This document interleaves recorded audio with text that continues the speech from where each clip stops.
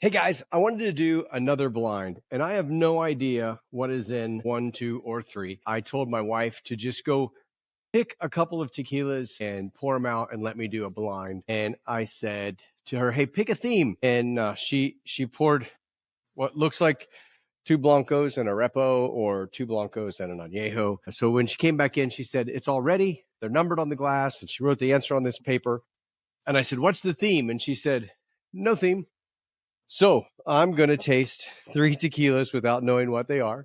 I'm going to kind of compare them against themselves. And I guess for fun, I'll try to see if I can guess what they are. So if you haven't done a blind like this at home, definitely something to do. Have somebody pour some glasses. It gives you a different perspective of what those flavors are without looking at the label and knowing what it is. So let's start with number 1. I definitely get a lot of petrichor, a lot of minerality, and a little bit of a vegetal note. So let's do number 2. A little bit of minerality, but a little bit of funkiness, and almost a little bit of chocolate in the nose, or like the not a chocolate bar, but the cocoa, like when you've got a can of the cocoa mix, more of the bitter side of chocolate, not the sweet. And this one looks like a Repo or an Añejo. So a little bit of cooked agave, a little bit of caramel, that musty barrel smell. I don't know. Okay, so off the nose, I have no idea what they are. I would think they're probably going to be lower level bottles. Since my shelves go up pretty high, I'm going to think that she probably grabbed these within reaching level. That's my guess. So let's taste number 1. Nice sweetness, a lot of minerality, a little bit of some vegetal notes, like I said, in the nose.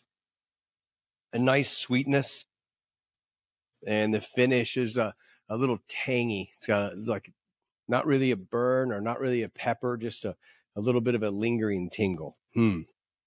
Got a little orange in that as well, so a little bit of citrus in there. Light, clean agave flavor.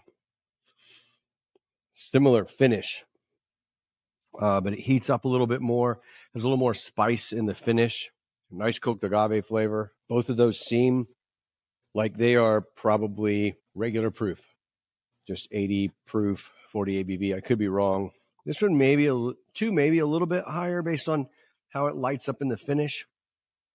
I want to make sure that finish is over before I start the next one. So I'll go ahead and mention my Siempre candle. As you can imagine, for Father's Day and presents, I'm kind of difficult to buy for because I really like tequila, but I have a lot of tequila, and the kids would try to buy tequila for me, and then they'd come here and find out I just bought that same bottle.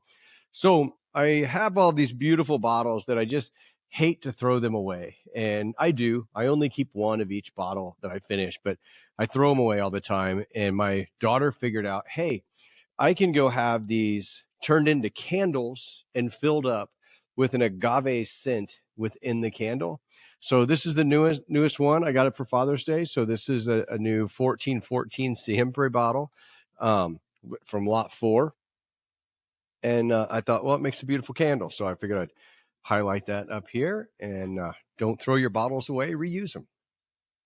All right, let's give this brown one a try, since I don't know what it is. Nice cooked agave. It's got a nice bitterness to it. I get a little bit of caramel. I get a nice little piece of vanilla in there, a little spearmint in the finish. Again, feels like it's probably straight 80 ABV. If I had to rate them against each other, which is hard to do with one of them being, I'm going to say it's an Añejo. If we do these two Blancos here beside, one has a little bit better mouthfeel. So I'm going to pick 1 over 2. 3's an outlier. This is really good. I don't know what it is, but it tastes really good. As for being able to guess what they are, off of the nose, I had an idea, but the flavors really changed that up on me.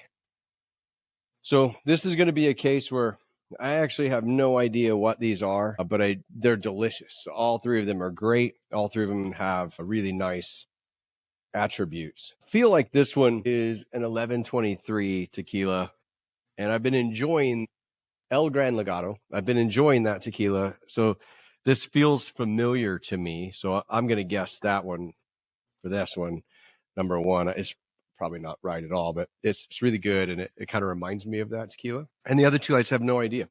So let's do the big reveal. Let's figure out what they are here. So number 1 I was right with 1123, but it's the Cascaween Blanco square bottle.